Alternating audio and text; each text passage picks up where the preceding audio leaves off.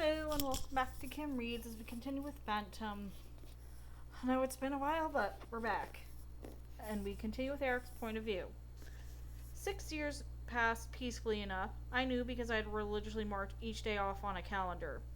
It would have been all too easy to lose track of time in the eternal darkness that started the slow downward slide into oblivion, to sink into the complacent carelessness that would inevitably result in capture. I dare say I grew more eccentric with each passing year. I was determined not to lose my facilities and my fastidious social standards. Jules saw to it that my dress suits were kept immaculate and I would never need to wear a shirt more than once. The first room I had completed in had been my glorious bathroom with its exotic green marble bath.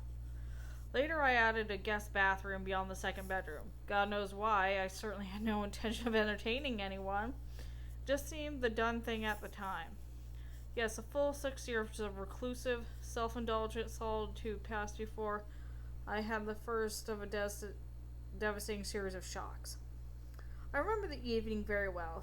It was January 1881, and a cold, cheerless Paris mist had shrouded the city, bringing an early dusk. Seized by the sudden desire for fresh air and exercise, I ventured out onto the dark street some considerable time before theater hour. The hood of my opera cloak hid my mask. Thus attired, I safely escaped notice from passers-by. To anyone who saw me, I was simply another frozen Parisian, hurrying home out of the cold and the threat of approaching rain. I had reached the Rue de Rivoli and was brooding resentfully on the sad blackened remains of the Tuileries Palace when a rising wind whipped away the last of the mist and began to drive storm clouds overhead. As I turned to retrace my steps, the heavens opened, rained down in torrents from the leaden sky, and within minutes the street was washed with water. When you no longer bear to get wet with total indifference, you know you are getting old. I raised my hand imperiously to a passing brougham cab.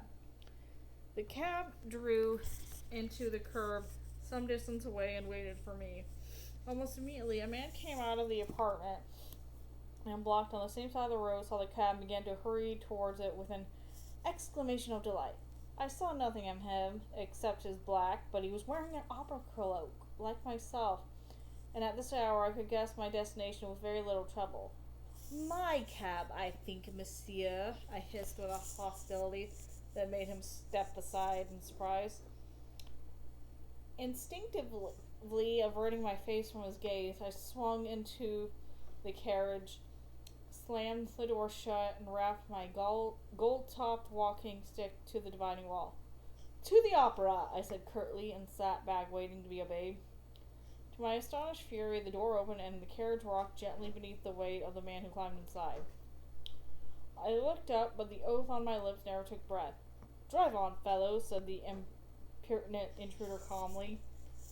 It so happens that I too am bound for the opera. This gentleman and I are very well acquainted, and I know he will be very happy to share the journey with me. Is that not so, Eric? I could not reply. All I could do was stare at Nader Khan with numb disbelief. "Will that be all right, monsieur?" shouted the driver uncertainly.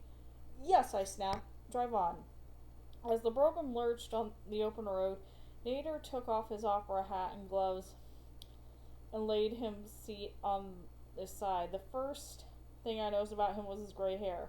Once black and luxuriant, it was now thin and gray, making him look at least 60. I was shocked at the change in him, shocked and horrified. "Well, Eric," he said, "this is indeed a pleasant surprise." "That is an entirely matter of opinion," I retorted, trying to hide my conflicting emotion behind a fine veneer of sarcasm. "What the devil brings you to Paris after all this time?" "Oh," he shrugged, "I have been here for many years now, ever since I was released from Mazarin." "Released?" I echoed with grim foreboding. "How long were you held?" 5 years, he said with indifference. I looked out the window at the rain a street, and my hand tightened on the walking stick with a mixture of rage and grief. My God, 5 years in a Mazandaran jail. No wonder he looked more like 60. It was a miracle he'd come out alive. And what on earth was I going to do now, faced with one person in the world that I could simply not remove from the dark path of my solitude? Fight him home? I couldn't. It was impossible. Unthinkable. We no longer existed in the same world. There was no plane on which we could meet now after more than 25 years. Did you leave Mazandaran of your own accord? I demanded wearily. Nader laughed. Let's say I was not invited to stay. My estates were forfeited, but I have been permitted to draw a modest pension from the imperial treasury in recognition of my royal descent. It has been sufficient for me to cultivate a taste for the opera. I hold a season ticket and attend as often as I am able to. You don't have a box? I said indignantly. But of course not. I am Harley. You shall have one without delay. I shall speak to the management at once. He looked bewildered. Management? Damn, what would possess me to say that? I have some influence at the opera, I continued guardedly. Influence? I saw his expression change dramatically. I was one of the original contractors, I explained hastily. I built the place. Oh, I see. He relaxed and sat back in his seat, a look of delight replacing the quiver of anxiety. And such a magnificent feat of engineering was to have won you many further commissions. It was not a feat of engineering, I retorted coldly. It was an act of love. I have no further the futile contracts on the first of this earth once the building was completed. I could not think why I was talking like this. Had I taken a leap of my senses? Why didn't I just draw him a bloody map and have it done with it? Mercifully, the carriage stopped in the rank of the rotunda, and I opened the door, gesturing for him to get out. On the path, he paused to look back in surprise when I made no effort to follow him. Are you not attending after all? He inquired, looking puzzled. I never attend the opera, except in my official capacity. Surely your official duties terminate with the completion of the building. Some duties can never be relinquished, I said. I saw his gloved hand tighten on the carriage door. The suspicion in his dark eyes was now unmistakable. Eric, I don't like the way you talk of this.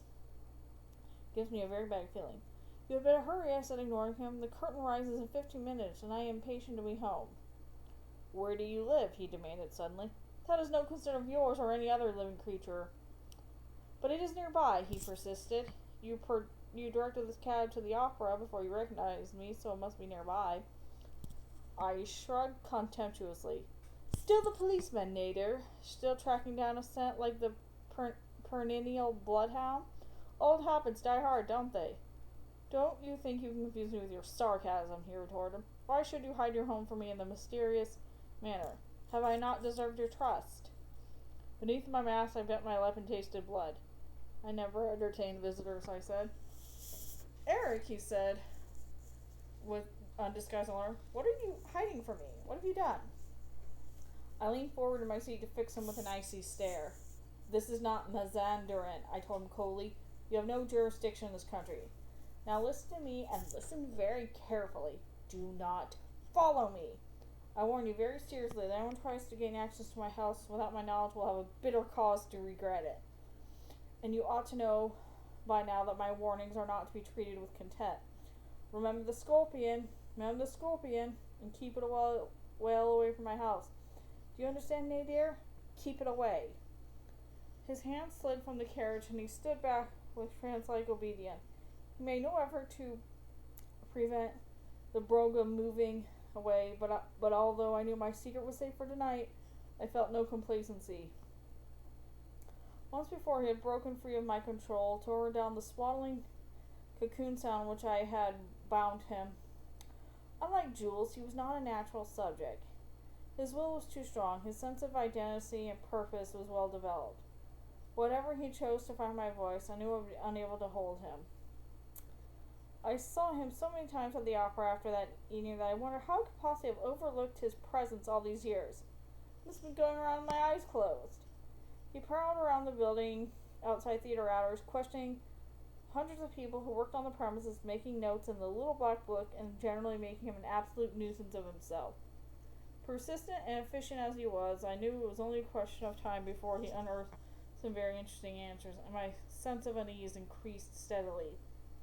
One evening, roughly 2 months after Nadir first appeared on the scene, I returned to my house to find an alarm bell ringing. I knew there was no one on the lake, so it had to be on the torture chamber. There was someone in my torture chamber! My heart gave a sickening lurch of fear